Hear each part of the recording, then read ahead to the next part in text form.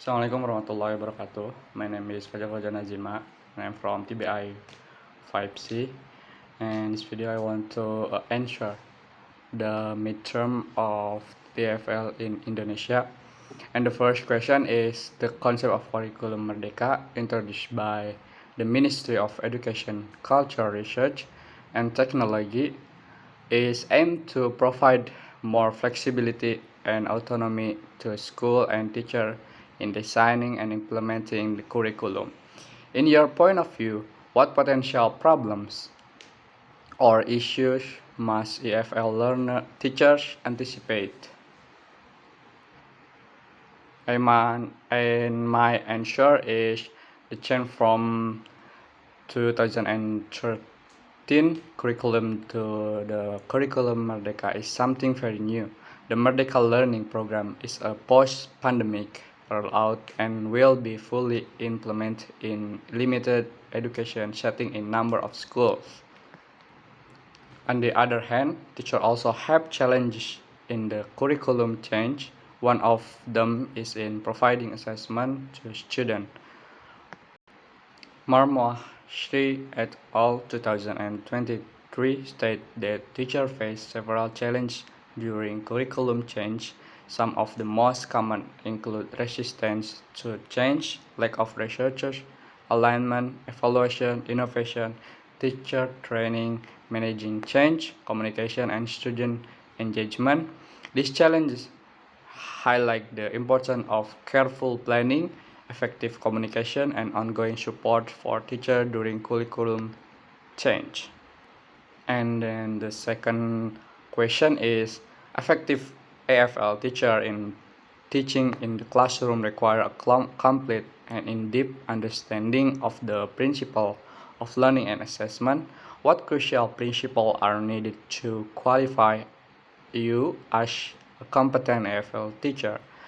And my answer is, as a professional AFL teacher in the future, there are several principles needed, one of which is communicative. The principle of communicative is to be able to create a classroom environment with a variety of student learning styles, fostering engagement and sparkling student passion of English through this interaction. They not only practice their English but also develop crucial and communication skill. Good teachers have been described as active teacher. And next, question number 3 is what strategies can be used to promote the effective use of formative and summative assessment in FL classroom for each element, such as listening, speaking, reading, writing, viewing, and presenting. And my answer is a strategy to promote the use of formative and summative assessment in listening is the dictation test. According to Van der Grief and Go, dictation tests can measure student ability to understand and accurately transcribe the text, and they help improve overall listening skill. And for the formative assessment, the teacher read a short text consisting of few sample sentences. Students are asked to listen carefully and write down certain missing word or phrase in the prepared text. Afterward, the teacher gave immediate feedback, explained the mistake, and discuss together for students to understand and correct their mistake. And for the summative assessment, the teacher reads a longer and more complex text, such as a short news story or informative paragraph. Students listen to the text once or twice, then write the text full diction. The student writing and precision of the writing. Next, speaking.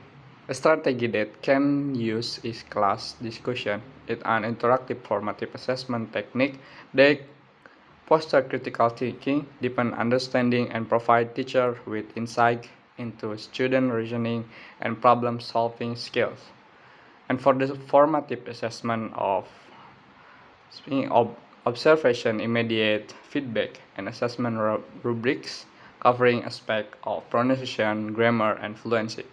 And for the summative assessment, reflection time, it allows students to review their performance on summative assessment and provide opportunity for improvement based on feedback received. And then reading formative assessment for reading. Choose for reading is with quizzes. Quizzes provide many games and is simple including assessment. And then for the summative assessment, on summative assessment can you also use quizzes. The content of the question that cover all the material that has been read during a learning unit to ensure student master the material. And next, writing. Formative assessment for writing is provide feedback during the writing process, allowing students to revise their work based on constructive criticism. Techniques include peer review and teacher comments on drafts. And for the summative assessment, use a combination of assessment at the end of a unit to measure overall student achievement effectively, ensuring fairness and reflecting instructional method. For the viewing and presenting formative assessment, this assessment uses previewing activities to activate prior knowledge and set viewing goals, encourage prediction about the content. And next, the last question. From your point of view, how can FL teacher design learning outcome and learning objective that match the student assessment activity? In my opinion, FL teacher pay attention to specific or ensure that learning outcomes are measurable, achievable, relevant, and time-bound. This clarity helps align assessment directly with what students should know or be able to do by the end of the course. Mager, I cite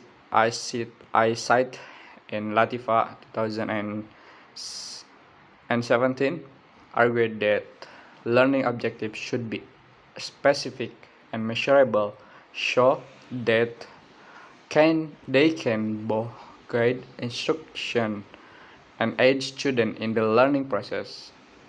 Measures ABCD model for learning objective including 4 elements: audience, behavior, condition, and degree of measure needed. In addition, learning objectives should directly inform the types of assessment used.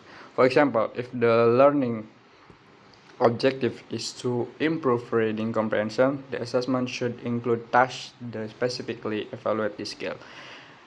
It is also worth noting the classification of learning objective. It consists of 3 domains of behavior objective. First is cognitive, and next affective and psychomotor domain. And maybe that's all from me. Assalamualaikum warahmatullahi wabarakatuh.